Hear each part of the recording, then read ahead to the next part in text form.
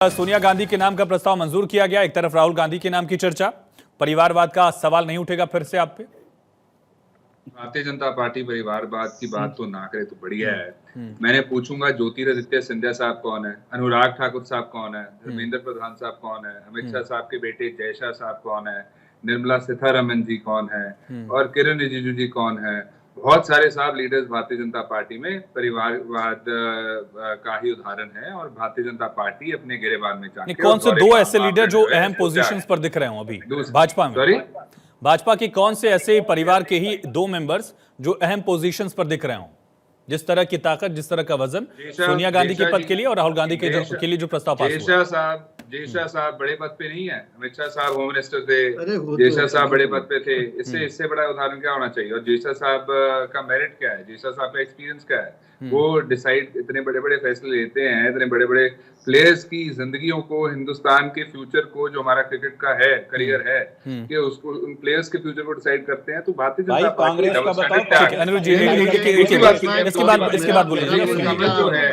कमल जो है, मेरी बात सुन लीजिए वरना आपके टाइम में मजबूरन बोलना पड़ेगा। सुन लीजिए, देखिए साहब, एक टग ऑफ वॉर चल रहा है। टग ऑफ वॉर में क्या है? एक साइड से रस्सी खींची जा रही है नायडू साहब के द्वारा, दूसरी साइड से रस्सी खींची जा रही है नीतीश कुमार साहब के द्वारा, और बीच में फंसी है भारतीय जनता पार्टी और कमल जो है। अब कमल का क्या होगा साहब, अगर लेफ्ट साइड से भी रस्सी खींच रही है, टग ऑफ वॉर हो रहा है, और राइट साइड से भी।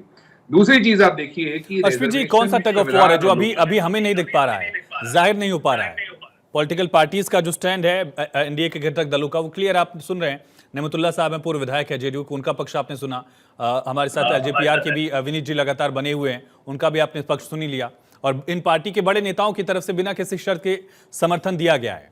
तो ये रुख या नैरेटिव कहां बन रहा है?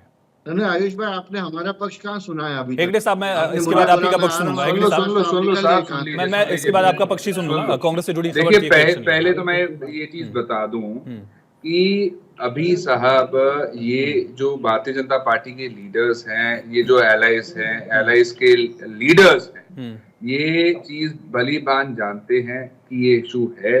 और भारतीय जनता पार्टी बेसिकली एक डिलेमा में फंसी हुई है कि फैसला ले तो क्या ने, बिकॉज अगर सारे सूबों को स्पेशल स्टेटस ग्रांट कर देंगे तो स्पेशल स्टेटस वाली स्टेट ज्यादा हो जाएंगे, नॉर्मल स्टेट्स कम हो जाएंगे। और दूसरी बात, जो भारतीय जनता पार्टी के मंसूबे थे, संविधान खत्म करना, रिजर्वेशन खत्म करनी, लोकतंत्र खत्म करना, चुनाव खत्म करने, वो ये कर नहीं पाएंगे। और ऑर्गेनिक अलायंस बता रहे हैं साहब इस चीज को।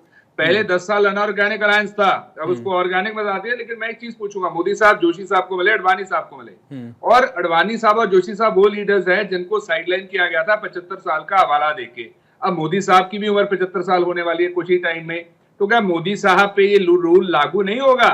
और मोदी साहब उन्हीं लीडर्स को मिलकर के आए हैं और खुद अपने ऊपर वो। चलिए ठीक है, इसी नोट पर आगे बढ़ेंगे साहब। परिस्थितियां तो बदली है ना, ये तो मानना ही होगा। ऐसा कुछ नहीं है। कांग्रेस पार्टी खाली यही रूमर्स फैलाती रहती है, चुनाव खत्म, संविधान पे खतरा। अभी वो खुद सुप्रीम कोर्ट को मानते नहीं, हाई कोर्ट के संविधान से नहीं, संविधान को खतरा। अभी मैंने बोला इलेक्शन कमीशन के वो ये मानते नहीं। सुनिए, मैंने नहीं बोला आपके बीच में, तो आप प्लीज मत बोलिएगा, थोड़ा आप डिसिप्लिन रखिएगा। ठीक है अर्शमीत जी, एक तो हमने कहा था कि संविधान को। ठीक है अर्शमीत जी, आपको दिक्कत नहीं है जब बीजेपी के प्रवक्ता अनिरुद्ध जी बोल रहे थे? वैसे इनको दिक्कत नहीं, बारी बारी से बोलिए। सुन लीजिए 2019 अर्शमीत जी, सुन लीजिए। हाँ सुनिए, ठीक है अर्शमीत जी, सुन लीजिए। सुनिए ना, आप ही तो बोल रहे हैं ये सब। सुन लीजिए, हमने ये नहीं बोला, आप ही अफवाह फैला रहे हैं। अर्शमीत जी सुन लीजिए, फैला रहे हैं खाली। एक तो यही बहकाने वाली बात करके कांग्रेस को 2014 में 40 सीट, 2019 में 50 सीट और अभी 99 सीट, 3 इलेक्शन करके 200 सीट ये पार नहीं हुए। और हम एक इलेक्शन में लोकसभा में बीजेपी 240 के ऊपर है, फिर भी ये हमको सिखा रहे हैं तत्व और संविधान और इलेक्शन खत्म। अरे ऐसा नहीं होता है।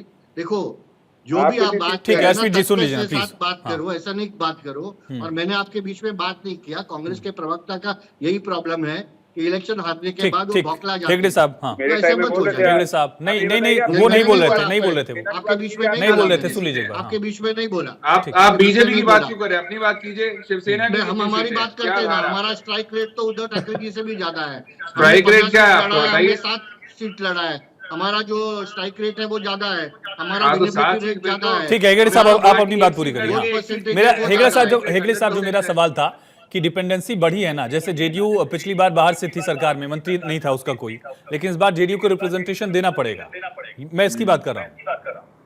नहीं, देखिए बिल्कुल देना पड़ेगा, लेकिन सभी ने सामान्य प्रधानमंत्री को समर्थन पत्र दिया है और सभी मैच्योर्ड लीडरशिप है, और मुझे नहीं लगता कोई दिक्कत आएगी। इंडी गठबंधन को ये सोचना है कि उनका घर कब खाली होता है अभी, क्योंकि उनके गठबंधन में मुझे लगता है कि जल्द से जल्द उनका जो सहयोगी है, इंडी गठबंधन के सहयोगी टूटने वाले हैं और हमसे जुड़ने वाले हैं, क्योंकि प्रधानमंत्री जी नरेंद्र मोदी जी का नेतृत्व वो नेतृत्व है जो देश को आगे लेके जाएगी और विश्व में देश का नाम रोशन करेगी। ठीक है श्रेयाम फुले विक्रम यादव जी, सवाल मेरा आपसे, मैं आऊंगा हर्षप्रीत जी, आप ही की सहयोगी पार्टी, उनसे सवाल है।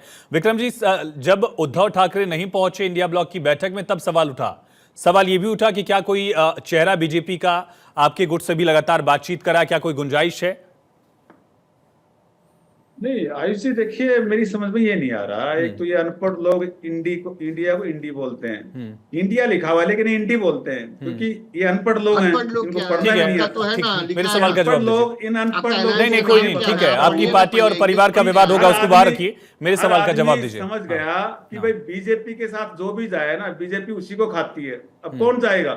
अब ये जो भी मजबूरी में है, अब बीजेपी की, अब ये लोग क्या सोच रहे हैं कि 5 पासवान की सीटें हैं, 7 शिवसेना की हैं, नीतीश की, सारे को तोड़ फोड़, क्योंकि तोड़ फोड़, ये अगर इनको बहुमत नहीं मिला तो ये तोड़ फोड़ वाली राजनीति करते ही हैं। कई पार्टी इन्होंने पहले भी तोड़ी हैं, तो ये तोड़ फोड़ कर करके और ये सारे इनको इधर ले आएंगे और फिर चंद्रबाबू नायडू को भी अंगूठा दिखाएंगे। तो ये सारा चीजें सबको पता है। तो अभी जो भी इनके फेवर में की जो बात कर रहे हैं ना, एक दिन सब इनसे अलग हो जाएंगे। और जो ये मोदी का जो ये चेहरा जो था या मोदी जी का जो प्रभाव था, वो सब खत्म हो चुका है। ये महाराष्ट्र के अंदर भी अगर इनको इतना था तो मोदी जी ने कितनी सभाएं की थी, लेकिन जहां जहां गए सारे हारे। तो अब ये किस मुंह से कहते हैं कि भाई मोदी जी का असर है, मोदी जी का नेतृत्व है? तो लोगों ने नकार दिया वो सब चीजें, क्योंकि लोग कल नरेंद्र मोदी शपथ लेने जा रहे हैं, तो फैक्ट है, एनडीए ब्लॉक के पास आंकड़ा है पूरा 292 से ज्यादा का, 272 से ज्यादा का, ये तो फैक्ट है। से बात करेंगे, आपके नेता का क्या प्रभाव है वो बताइए, मोदी जी का प्रभाव छोड़ दीजिए ना, आपके नेता का क्या प्रभाव है वो तो ठीक है हेगड़े साहब, ठीक है हेगड़े साहब सुन लेते हैं। अरे हमारे नेता दिखा दिया, शिवसेना दिखा दिया, तुम नकली नकली बात कर रहे थे, महाराष्ट्र में पता चला ना असली कौन है नकली कौन है। अब और क्या दिखाएंगे? हमारा तो स्ट्राइक रेट आपसे ज्यादा है, उद्धव जी से स्ट्राइक रेट हमारा ज्यादा है, कम सीट लड़के भी ज्यादा सीट हम जीते। अरे पहले आप आंकड़ा तो पढ़ के आइए, आंकड़ा तो पढ़ के आइए, बिना आंकड़ा पढ़ के आप कुछ भी बोलेंगे और मेरे को जनता सारे को आंकड़े बेवकूफ बनाते रहेंगे क्या? आप अपने आंकड़े हाँ, पर ध्यान बोलिए ना, चलिए हाँ, ठीक है क्या? ठीक है ठीक